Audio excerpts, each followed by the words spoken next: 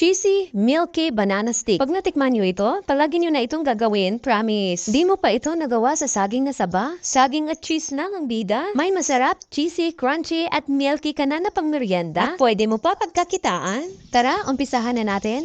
At dito, meron tayong 4 na piraso na saging na saba. At tanggalin lang natin ang mga balat nito. I-mash lang natin gamit ang potato masher. Kung wala kayo nito, pwede naman gumamit ng tenedor. Ayan, kapag durog na ang ating mga saging, lagyan lang natin ang 1/8 cup ng asukal. I-mix-mix lang natin itong mabuti. At iset aside lang muna natin ito. At mag-sift muna tayo ng 1 1/2 cup ng all-purpose flour. At 1/4 cup ng giniling na malagkit. Para mas masarap, lagyan din natin ng 33 grams ng powdered milk.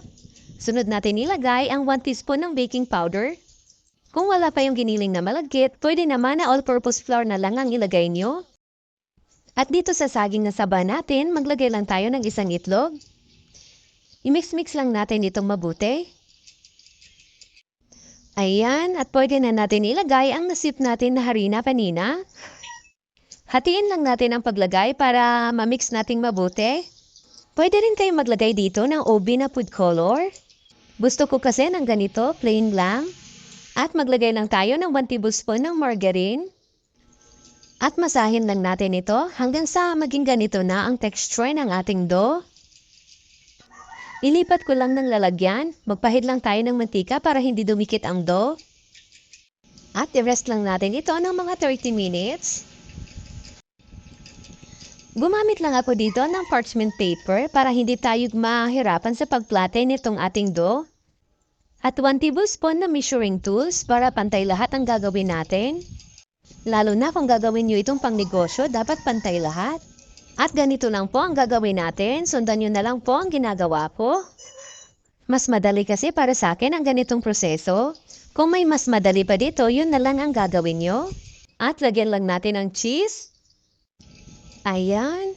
At ganito lang po kabilis ang paggawa nito. At gawin lang po natin ito sa lahat. At i-ready na po natin ang ating kawali. Maglagay lang tayo ng mantika. Once mainit na, pwede na po natin ilagay ang mga banana stick natin. Pag ganito na, isap natin ang stove sa low heat para hindi bigla ang pagkaluto.